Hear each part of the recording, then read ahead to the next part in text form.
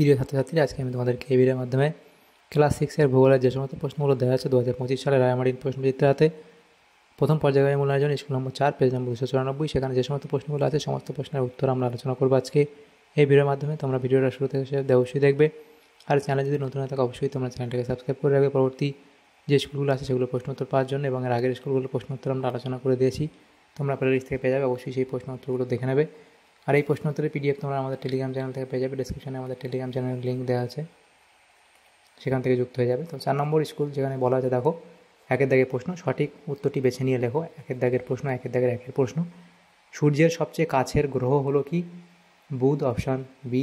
এরপরের প্রশ্ন, উষ্ণতা ও উজ্জ্বলতা দুটি সবথেকে বেশি, সেটা হবে প্রকাণ্ড সাদা তারার।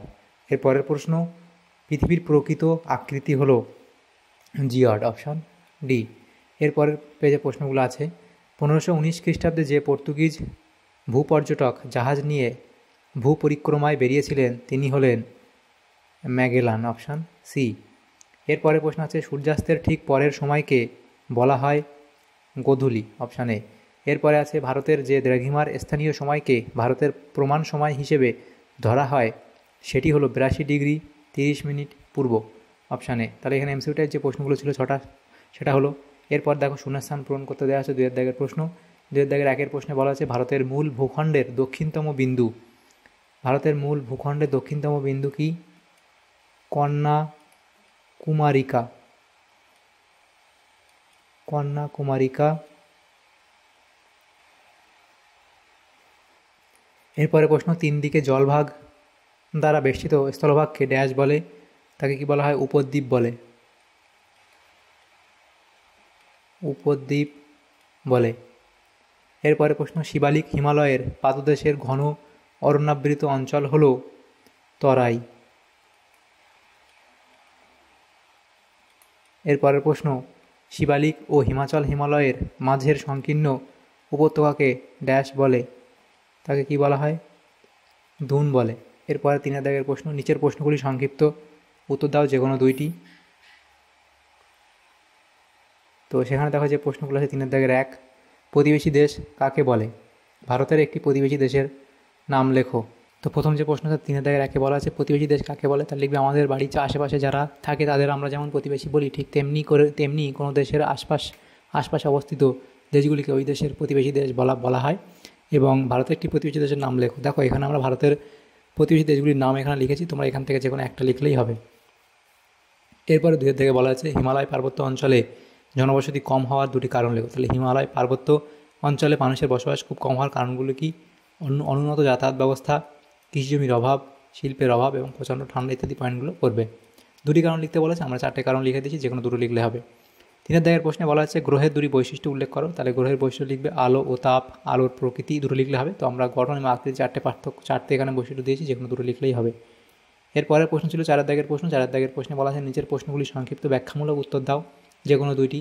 প্রথম প্রশ্ন, অক্ষরেখা ও দ্রাঘিমা রেখার মধ্যে 3টি পার্থক্য লেখো। তাহলে অক্ষরেখা এবং এদিকে দ্রাঘিমা রেখা, এর মধ্যে আকার, বিস্তার, দৈর্ঘ্য, সংখ্যা, পারস্পরিক সম্পর্ক, অপর নাম, গণনা, মান, সময় নির্ণয় ইত্যাদি এতগুলো পার্থক্য দেওয়া আছে, যে কোনো 3টে পার্থক্য লিখবে, হয়ে যাবে। এরপরের প্রশ্ন আছে 2 দাগের প্রশ্ন, অক্ষরেখার 3টি বৈশিষ্ট্য উল্লেখ করো। তাহলে অক্ষরেখার বৈশিষ্ট্য দেখো, পূর্ব পশ্চিমে বিস্তৃত, আকৃতি, মান, সমান্তরাল অবস্থান, পরিধি এবং অক্ষাংশ 6টা দেওয়া আছে, যে কোনো 3টি বৈশিষ্ট্য লিখলেই হবে। এরপরে 3 দাগের প্রশ্নে বলা আছে, নিরক্ষরেখা কাকে বলে? নিরক্ষরেখা ছাড়া পৃথিবীর অপর 2টি গুরুত্বপূর্ণ অক্ষরেখার নাম ও মান লেখো। তাহলে নিরক্ষরেখা কাকে বলে লিখবে, পৃথিবীর উত্তর ও দক্ষিণ মেরুবিন্দু থেকে সমান দূরত্বে পৃথিবীর ঠিক মাঝখান দিয়ে পূর্ব পশ্চিমে বৃত্তাকার রেখাকে নিরক্ষরেখা বলে। তাহলে নিরক্ষরেখা ছাড়া পৃথিবীর অপর 2টি গুরুত্বপূর্ণ অক্ষরেখা হলো কি? কর্কটক্রান্তি রেখা এবং মকরক্রান্তি রেখা। তার কর্কটক্রান্তি রেখার মান কত? এত, এবং এর মান কত? এত। তাহলে এগুলো হলো মকরক্রান্তি রেখার মান। এরপরে 5 দাগের প্রশ্ন ছিল, গঙ্গা নদী গতিপথ বর্ণনা করো। তাহলে গঙ্গা নদীর উৎস গতিপথ, তার মধ্যে উচ্চ গতি আছে, মধ্য গতি, নিম্ন গতি আছে, এবং গঙ্গা তীরবর্তী শহর বলে পয়েন্ট করে এত অবধি লিখবে। এরপর দ্বিতীয় প্রশ্ন বলা হচ্ছে, ভারতের মরু অঞ্চলের ভূপ্রাকৃতিক বৈশিষ্ট্য বিবরণ দাও। তাহলে মরু অঞ্চলের ভূপ্রাকৃতিক বৈশিষ্ট্য বলে পয়েন্ট করে লিখবে বাগার, তারপর লিখবে 2 নম্বর রোহি, ক্ষুদ্র মরু, হামাদা, তারপরে মরুস্থলী, তারপরে দেখো এটা হবে যে এটা ধীরিয়ান হবে, এটা হবে ধীরিয়ান। তাহলে এটা হবে ধৈরাফলা হস্যি। তাহলে এটা ঠিক করে নিও, এটা স্পেলিংটা এই জায়গাটা এখানে লিখে দিই, এটা হবে দিরিয়ান। তারপরে ধান্ধ, রন, প্লায়া এবং গড়উচ্চদ ইত্যাদি লিখবে।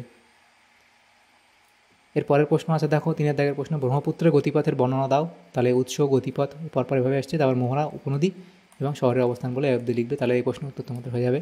তাহলে দেখো আমাদের এখানে এই সমস্ত প্রশ্নগুলো ছিল আমাদের ক্লাস 6-এর যে প্রশ্নগুলো ছিল ভূগোলের 4 নম্বর স্কুলের, সেগুলো আমরা আলোচনা করলাম আজকে এই ভিডিওর মাধ্যমে সমস্ত প্রশ্নের উত্তর। তোমাদের যদি সামান্যতম উপকার এসে থাকে ভিডিওটা, অবশ্যই এটা লাইক করবে আর বেশি বেশি করে বন্ধুদের সাথে শেয়ার করবে, এবং পরবর্তী যে স্কুলগুলো আছে সেগুলোর প্রশ্ন উত্তর পাওয়ার জন্য অবশ্যই তোমরা আমাদের চ্যানেলটাকে সাবস্ক্রাইব করে রাখবে। Thank you, thanks for watching.